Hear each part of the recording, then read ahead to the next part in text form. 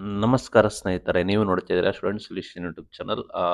ಅಪ್ಡೇಟ್‌ಗೆ ಸ್ವಾಗತ. ನೇರ ನೇಮಕಾತಿಯಲ್ಲಿ 2,000 ಬೋಧಕ ಹುದ್ದೆಗಳನ್ನು ಭರ್ತಿ ಮಾಡಿದ್ದಾರೆ. ಅಷ್ಟು ಕೂಡ ಬಂದಿದೆ. ನೋಟಿಫಿಕೇಶನ್ ಬಗ್ಗೆ ಸಂಪೂರ್ಣ ಮಾಹಿತಿಯನ್ನು ತಿಳಿಸ್ಕೊಡ್ತೀವಿ. ಚಾನಲ್‌ಗೆ ಸಬ್ಸ್ಕ್ರೈಬ್ ಆಗಿ.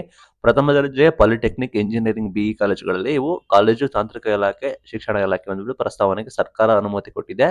ಪ್ರಥಮ ದರ್ಜೆ ಸಹಾಯಕ ಪ್ರಾಧ್ಯಾಪಕರು 825, ಪಾಲಿಟೆಕ್ನಿಕ್ ಉಪನ್ಯಾಸಕರು 941, ಇಂಜಿನಿಯರಿಂಗ್ ಸಹಾಯಕ ಪ್ರಾಧ್ಯಾಪಕರು 186, ಯುವಿಸಿ ಬೋಧಕರು 47. ಎಲ್ಲ ಪ್ರಥಮ ದರ್ಜೆ ಪಾಲಿಟೆಕ್ನಿಕ್, ಇಂಜಿನಿಯರಿಂಗ್ ಕಾಲೇಜು, ವಿಶ್ವೇಶ್ವರ ಯೂನಿವರ್ಸಿಟಿಗಳಲ್ಲಿ ಖಾಲಿ ಇರುವ 2,000 ಹುದ್ದೆಗೆ ಸರ್ಕಾರ ಅನುಮೋದನೆ ಕೊಟ್ಟಿದೆ. ನಿಮಗೆ ಗೊತ್ತಿರೋ ಹಾಗೆ 2,000 ಹುದ್ದೆಗೆ ತಾಂತ್ರಿಕ ಇಲಾಖೆ ಅನುಮೋದನೆ ಕೊಟ್ಟಿದ್ದಾರೆ. ಆಯುಕ್ತರು ಕೂಡ ಪ್ರಸ್ತಾವನೆ ಸಲ್ಲಿಸಿದರು, ಅದಕ್ಕೆ ಅನುಮತಿ ನೀಡಿದ್ದಾರೆ. ಆರ್ಥಿಕ ಇಲಾಖೆ ಸಲಹೆಯನ್ನು ಕೂಡ ನೇಮಕಾತಿಗೆ ಷರತ್ತುಬದ್ಧ ಅನುಮತಿ ನೀಡಿ ಬುಧವಾರ ನಿಮಗೆ ಅಫಿಷಿಯಲ್ ಆಗಿ ಆದೇಶವನ್ನು ಹೊರಡಿಸಿದ್ದಾರೆ.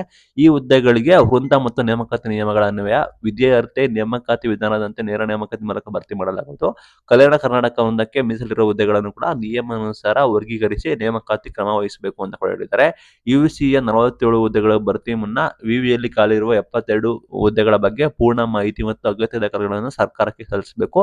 ನಂತರ ಸರ್ಕಾರದ ಅನುಮೋದನೆ ಪಡೆದುಕೊಂಡು ಸದರಿ ನೇಮಕಾತಿ ಕೂಡ ಮಾಡಬಹುದು ಅಂತ ಹೇಳಿದ್ದಾರೆ. ಈಗ ಅಫಿಷಿಯಲ್ ಆಗಿ ನೋಟಿಫಿಕೇಶನ್ ಕೂಡ ಆಗಿದೆ.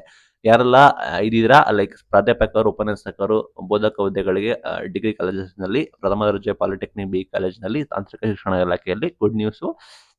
ಆಲ್ ದ ಬೆಸ್ಟ್ ಅಂತ ಕಷ್ಟಪಡ್ತೀನಿ. Thank you.